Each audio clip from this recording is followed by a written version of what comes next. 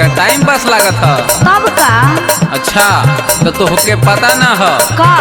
ये महंगाई में अच्छा गो दुकान घूम घूम के उधार पधार क के हम सामान लेके आवत हैं। अच्छा अच्छा तू यह बाजार करे गई रह न चुनरी लैलो न कसैली लैलो तो माई के पूजा कैसे होई बताव। देखा का देखा? हमके मेहरारू से ज्यादा बकबक करे के आदत ना है। अच्छा आखिर तू का कहल चाहत हो?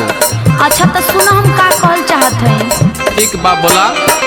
ओ मोरे पिया ठीक नहीं किया। अच्छा ओ मोरे पिया ठीक नहीं किया गढ़वा से लाली लाली चुनरी न लिया हो चुनरी न लिया।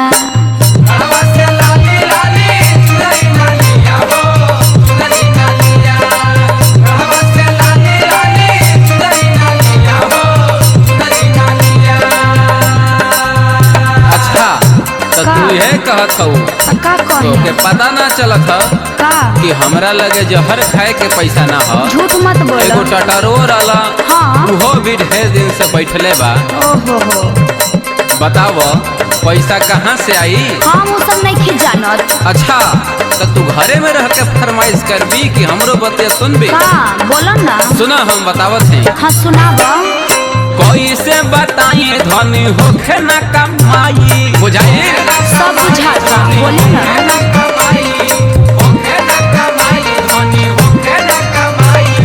कोई से बताइए धनी होखे ना कमाई माफ कई दी है असो बढ़ दे बीमाई हो बढ़ दे बीमाई। अच्छा लगला बहाना करे बहाना ना चली। कहवा से लाली लाली चुनरी ले आई हो चुनरी ले आई। बोल बोल बोल का बोली?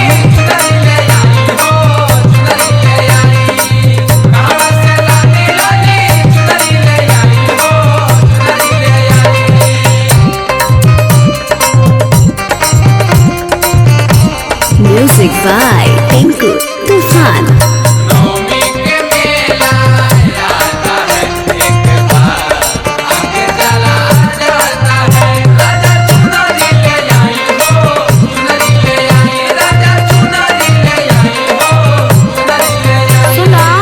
बोला ताके कुछ नहीं खे बुझात। अच्छा हमके ना बुझात था। और का चुनरी ना लाइब तो माई के पूजाए कैसे होई? सुना बोला एगो काम करी है का? माई के दुआरी पर जाके माथा टेक ली है। अच्छा निमन आइडिया बतावत हुआ। गढ़ देवी माई के कैसे मनाए भाखल रहे असो चुनरी चढ़ाए।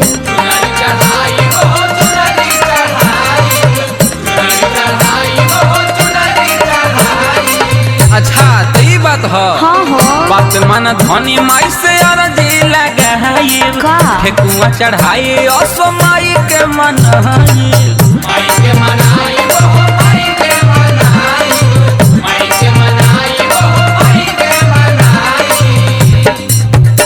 ए ओ मोरे पिया कसैली न लिया। ओ मोरे पिया कसैली न लिया ओ मोरे पिया कसैली न लिया। ओ मोरे पिया कसैली न लिया नगर से काहे नहीं नारियल लिया हो नारियल अरे लिया।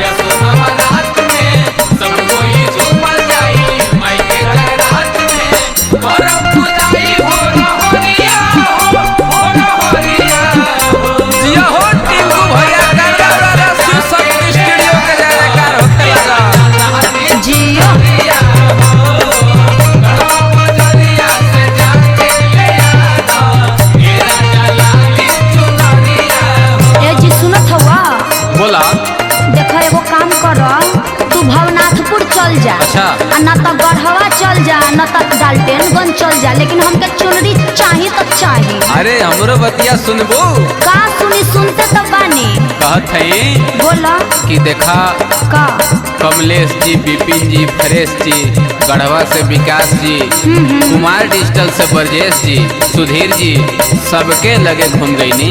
ये हर केहू लोग ना देला सा। अब तू मानत ना हो, माने भी ना लागत था का कि लागत हमके पटना जाए के पड़ी। हाँ तो जाई ना। वहीं शिव शक्ति स्टूडियो में टिंकू तूफान भैया के लगे कुछ अच्छा गावल बजावल जाए तो कुछ पैसा होई तो तोहार चुनरी लेके आई। हाँ ये बात सही कहत हवा। सुना पिया धनंजय जा तू भवनाथपुर बजरिया, कांडी से लेके आब पनवा सुपरिया।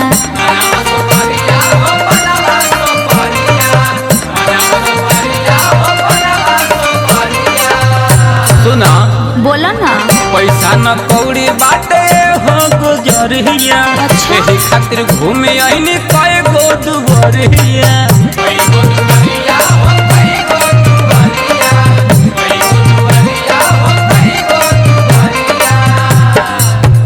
ए ओ मोरे पिया न श्रद्धा पूरा किया। हो जाई सब ठीक हो जाई। कहिया ठीक होई? अरे ओ मोरे पिया अब श्रद्धा पूरा किया, पटना से लाली लाली चुनरी ले लिया हो, चुनरी